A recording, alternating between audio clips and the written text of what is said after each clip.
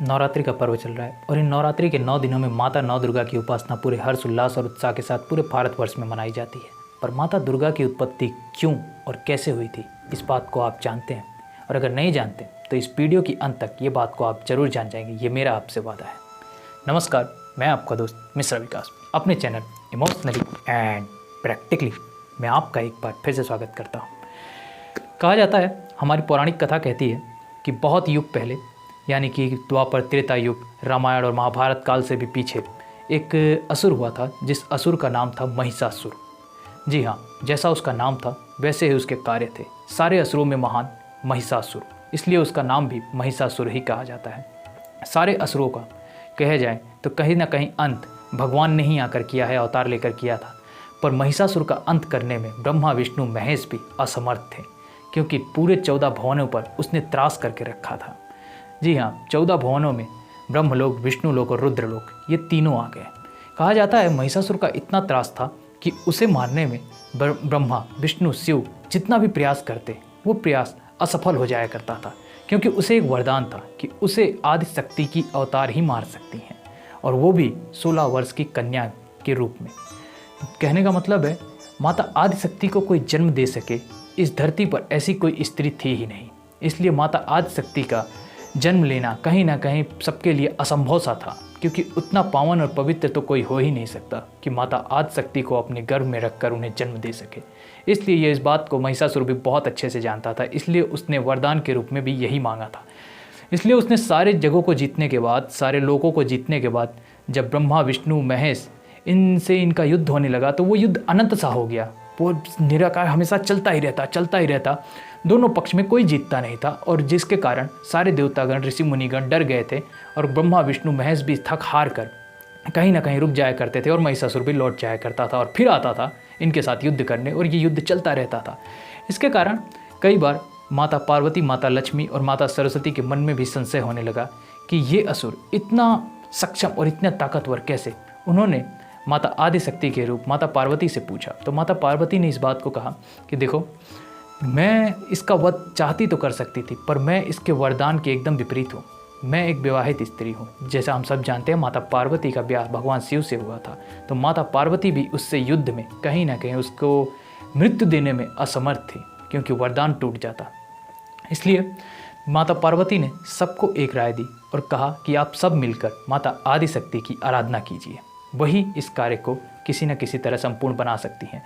जिनकी बात सुनकर भगवान शिव, भगवान ब्रह्मा और भगवान विष्णु के साथ साथ माता लक्ष्मी, माता सरस्वती और माता पार्वती और सारे देवतागण, सारे ऋषि मुनिगण मिलकर माता आदि शक्ति की आराधना करने लगे।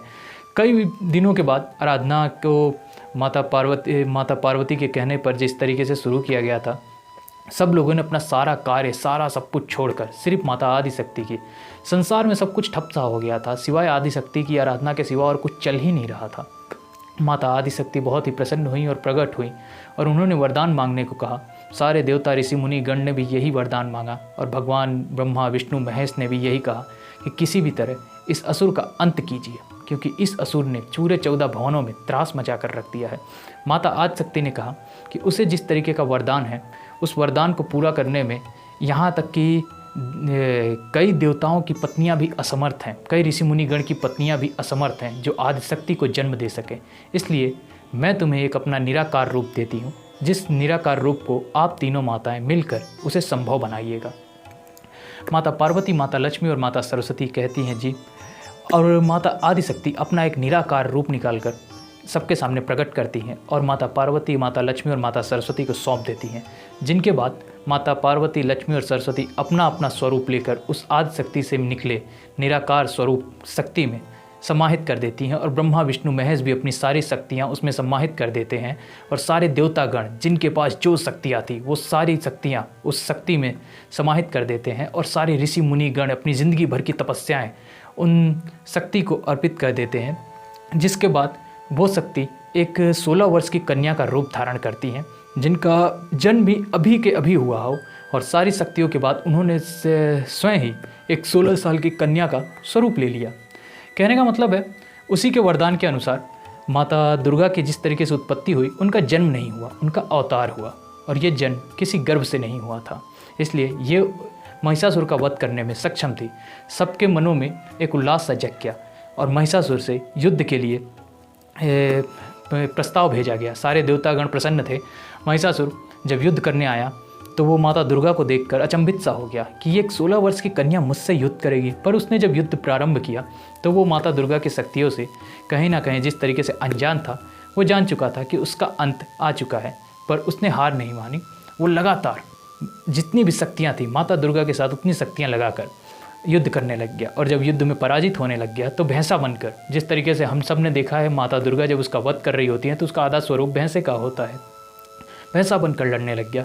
पर माता दुर्गा ने उसका वध अपने त्रिशूल से कर दिया, जिसके बाद सारे देवतागण, ऋषि मुनिगण और यहाँ तक कि भगवान के मनों में भी प्रसन्नता छा गई और माता दुर्गा की आराधना करने लग गए। पर वो आराधना करने में कहीं ना कहीं असमर्थ थे।